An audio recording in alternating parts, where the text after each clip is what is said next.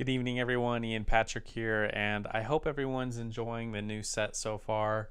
As we can see, we have a lot of my books behind me, my beloved books that you all have seen countless times. We have little Charlie Chaplin right there. I've had that since I was little. And I love this snack bar treat yourself sign right here. It's like when you used to go to the drive-in and they used to play that little trailer. And of course, we have Errol Flynn right there. Well, tonight I have a pretty good picture for us. It's called In Name Only, and it came out in 1939. It's an RKO production, and it has Carole Lombard and Cary Grant starring in this. Now, Carole Lombard was just about the biggest actress in Hollywood at this time in her career, 1939. So she was top billed. Cary Grant was like a rising star for sure. He plays Alec Walker. And Key Francis is in this as well, or not Key, Kay Francis is in this as well. She's married to Cary Grant. We'll talk about that when we get into the plot. And Charles Coburn is also in this as Cary Grant's father. Now, as I said, this is an RKO production. It was directed by John Cromwell, who he also directed Algiers, which was one of my first reviews. 4 out of 4 star picture. I love Algiers. And he also made Made for Each Other, which also has Carole Lombard in that. And that's a pretty good picture. Also has Carole Lombard in it. So it's interesting because Carole Lombard was replacing Katharine Hepburn, who I suppose was originally going to be in this picture as Julie, who is the main character in the story, or I should say. I would say that Julie is in this picture less than Cary Grant's character, yet, of course, Carole Lombard was still top billed. But I'm very thankful that Carole Lombard was in this picture because her real life situation with Clark Gable, honestly, I think gave her the perfect insight to play the character of Julie. This picture has a lot of parallels with Rhea Gable, who was married to Clark Gable at the time, and Carole Lombard and Clark, who were in love, madly in love, seeing each other behind Rhea Gable's back. But Rhea Gable pretty much knew what was going on. All of Hollywood knew what was going on. So let's start out with the plot. Now, I'll start out by saying that I loved the opening of the film. It opens with this real magical scene of Julie. She's fishing in a real, I don't know how to describe it other than magical.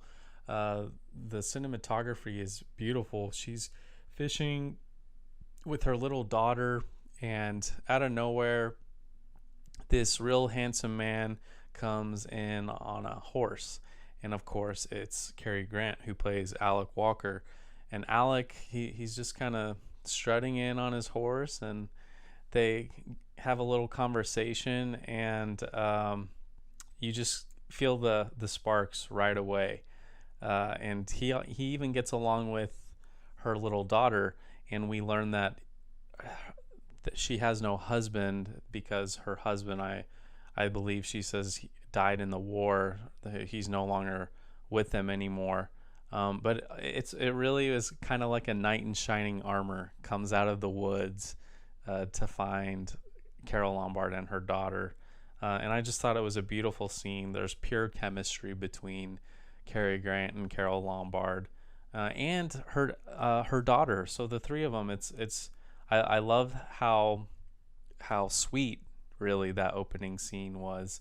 And throughout the picture, you will notice that Alec's face genuinely lights up every time he sees Julie. And I think that's what happens with men, especially when they fall in love, is when every time they see the woman that they love and have special feelings for, their face will just light up when they see their beautiful woman in their life.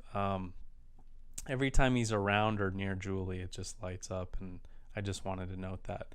And also, I wanted to note that at the start of the picture, in the credits, it says that um, that Carole Lombard's gowns were made by a certain woman, and her gowns for this picture, the woman who made those gowns also would go on to make the gown for her in her resting place when she passed away a few years after this picture.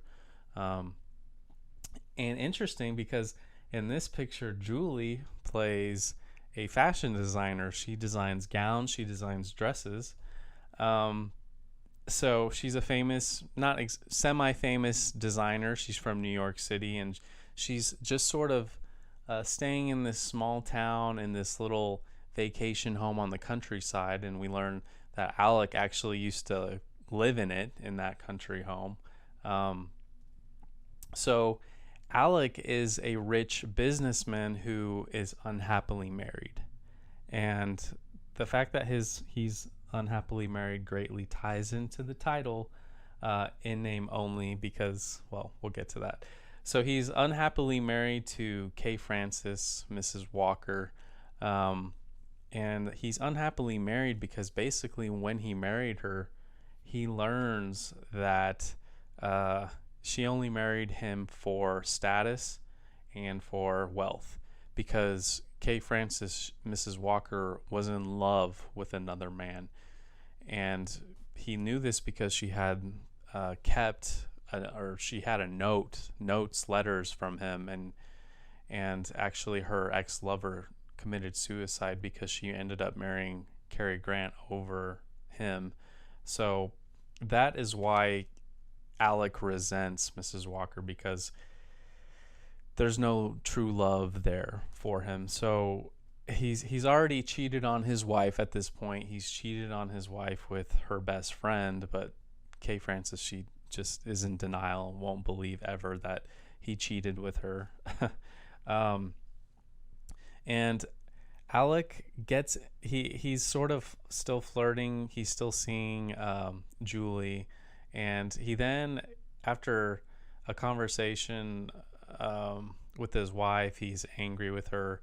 We see a scene where he is driving a car with his wife's best friend, the woman he had been having an affair with, and they get into a car accident, and you'll seriously have some North by Northwest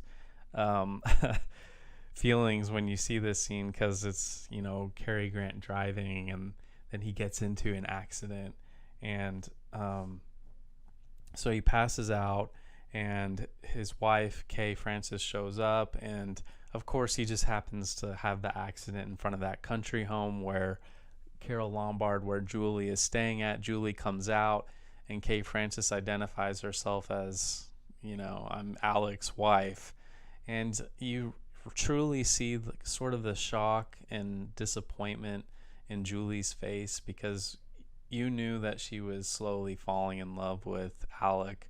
And when she hears that Alec is actually married, it's like that innocent love they had was just like shot right there. Everything was going so smoothly until that moment when she finds out that Alec was actually married, and Alec never truly told her that he was married. So you just see the disappointment in her eyes, and you feel for her. But then Alec learns that Julie found out about him being married. He tries to go over there, and Julie's a good woman. She's like, no, I don't want anything to do with you. She doesn't say that, but basically she pushes him out. And Alec is really depressed about this, because she was just about the only person who made him feel alive and happy. And at this point, Kay Francis, she's not evil, she's not a witch yet, but at this point she then invites Julie to like this luncheon party at her house, sort of picnic, and Julie is unaware of what's going on, but Kay Francis, she basically thinks that her husband is having an affair with Julie, which is not the truth. So the Julie comes over to this luncheon, and when she meets Kay Frances, she's there also with Charles Coburn, Alec's dad, and also with the town doctor. And Kay has already basically told them that that this is the other woman that Alec has been seeing. And they act horribly to Julie, and it's really heartbreaking to see how judgmental they are with her. Just they're very rude to her, and she doesn't know what's going on. She doesn't know what's going on. Why are they being so rude to her? And then they sort of try to have this, like, not intervention but confrontation with her, and I'm not going to have any of this. I'm getting out of here right now. And Alec, he's furious with his wife, rightfully so, and he follows Julie out, and they go for a stroll. They go for a stroll in the vehicle, and it's very Hitchcocky. And they go to like a cliffside, and this is my other favorite scene in the picture. It's a beautiful scene on this cliffside, and they're just discussing life and how. And Alec basically says, I'm in love with you, Julie, and you can't tell me that you don't feel the same thing. And she's just like, you're married. And then he explains that my wife never truly loved me. He explains the whole situation, and Julie understands. And he says, look, I'm going to get a divorce. We have to be together. We're going to try. I need to be with you, Julie, because you make me so happy. It's a beautiful scene. You get that same magical feeling sort of from the start of the picture, with the cliffside and the water behind them. So this is when we start the divorce segment of the picture, the more sort of depressing part of the picture, in name only, when they start living together. Alec and Julie, they start living together, basically acting like they're married already, they're engaged, because Alec has a very serious conversation with his wife saying, look, divorce me right now. We never loved each other. And she says, okay. She's very depressed. I'll divorce you. I'm just going to go on this little cruise with your parents. I'll explain that to them on the cruise, during the cruise, that everything, that we're going to get a divorce, no problem. But she has no intention to divorce Alec, to let him free, to be happy with the woman that he truly loves.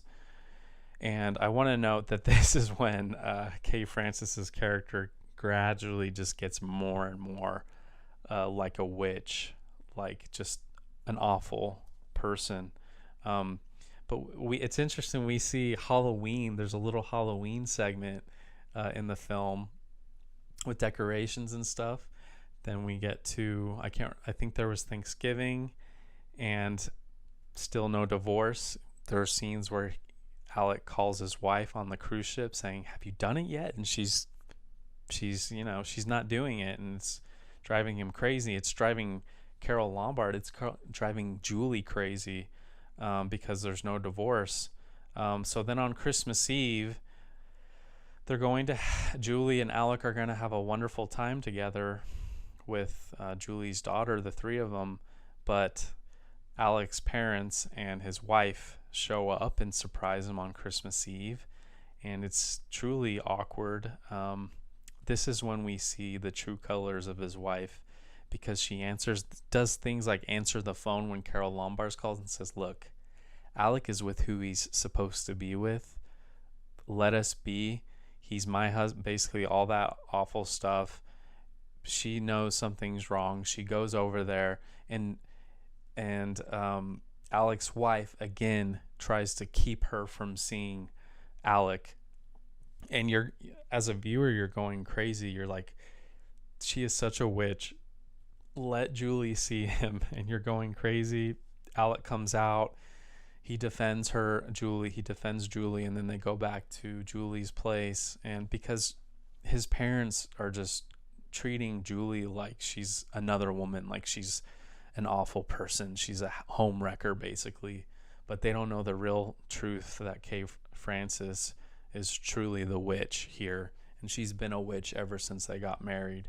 So they go over to his house on Christmas Eve, or to her house, and they don't even want to exchange gifts. They're just so depressed because they love each other, but that marriage, the lack of the divorce, is keeping them from their happiness, and you just feel it's affecting their love. And at this point, Julie says, "Please, let's just end it now before we end up hating each other." And I think people who have had relationships that start to go downhill, you can totally understand that sentiment that Julie's having. You just have to end things before it gets too toxic, before you start hating each other and getting in too many fights. And of course, Alec is truly depressed. He walks off. He gets drunk on Christmas Eve. It's really a sad scene. He ends up going into this crummy little hotel, and he falls asleep with the window open. It's freezing, snowing outside, and he comes down with pneumonia. And I want to note the scene where Julie does come to help him when he's in bed in this hotel scene, and the creepy hotel manager, who basically is saying, "Oh, you're the older woman," basically saying you can he hasn't paid for the bill, and she gives him money. "Oh, there's other ways you can pay for the bill," basically saying, "Sleep with me." And I'm so glad that Alec came to save her. He basically yells at him to get out because he's protecting her. But very sort of ahead of its time scene, what they were hinting at, in that you just feel so much hopelessness, like they're never going to be able to get this divorce. But Alec gets so sick that he has to be put in the hospital, and the doctor is a saint. A new doctor, not the old doctor, is a saint, because Charles Coburn and the other doctor of the town are still judging Julie when Coburn won't even look at Julie when she walks into the hospital. But the new doctor says, "We need someone to give him hope," and Julie's the one to do that. Give him a reason to live. And eventually, she says, "We're going to be together, I promise. I'll be with you forever, Alec." But eventually, thank God, Kay Francis, her true witchness shows. She's talking, "I never loved him, blah, blah, blah." And Charles Coburn and his wife overhear this conversation, and she's, I think, now I remember, she says, "I'm going to get all the money. I'm going to get all of Alec's money for when his dad dies." And then Charles Coburn is like, "You won't see a cent," or something along those lines. And so thank God that Julie then goes back in, and you just know that everything's going to be all right, that they will be able to end up together, and that Alec will recuperate, and they'll finally be able to be together. I'm going to give In Name Only a 3 stars. It's certainly above average of a picture. I think it would be worth another watch, maybe 10 years down the line.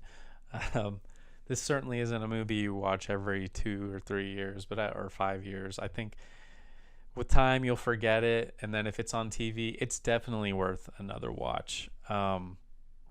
Just because I think there was such a good chemistry between Cary Grant and Carole Lombard.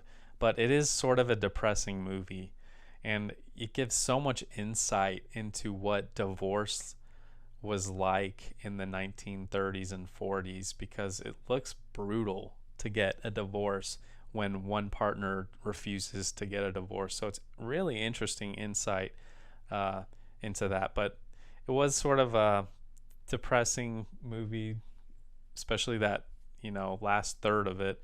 But it was a big box office success. And I'm going to read from this book. I'm eventually going to have a whole video dedicated to this. I just finished reading this. It's a wonderful book, but it does talk about how in real life Carole Lombard struggled with similarities to the movie. I'm going to read a little snippet about Rhea Gable. She was still married to Clark Gable, but Carole was kind of Clark Gable's true love, and they had been seeing each other for a while. But here we go. Mrs. Gable's constant references to Lombard as a homebreaker, like to the media, especially annoyed her, who had not become involved with Gable until long after he left his wife. So Gable had been living off away from his wife at the time, so they had already been separated before she came into his life. So she really wasn't a homewrecker. Lombard decided to teach Rhea Gable a lesson. Late one night, she drove out alone to Mrs. Gable's house in Brentwood and climbed through a window. There was no one about, but Lombard noticed a light at the top of the stairs. Tiptoeing upstairs, she found Rhea Gable reading in bed. Lombard padded quietly to the doorway, cleared her throat, and yelled at the startled Mrs. Gable, "Hi, you old witch. If you want to call me a homebreaker, now it's your effing privilege." She had a real bad potty mouth. Without giving Mrs. Gable time to answer, Lombard ran down the stairs and out to the front door. Later, she told Gable she was laughing so hard that she almost drove her car off Sunset Boulevard into a tree. And then later in here, it actually talks about in name only. Lombard's first picture for RKO was to be a melodrama, and this was after her contract with Paramount had expired, so she wanted to try new things out, so she went with RKO to make this. First picture with RKO, in name only, with Cary Grant and her as her leading man. She could easily identify with the character she was playing, a woman in love with an unhappily married man whose mercenary wife refuses to give him a divorce. Lombard warned Gable that if his own divorce hadn't taken place by the time In Name Only started, she was going to offer Rhea Gable the part of the other woman. Anyway, that's going to be it for In Name Only. Let me know what you all think of it. I think 3.5 stars is fair. Some of you may see it as a 3.5, but I definitely don't think under, or did I say 3? Yeah, 3. I think 3 is fair, but anything under 3 I don't think is right. But let me know what you all think. Be sure to leave a like, comment, and I'll see you in the next one.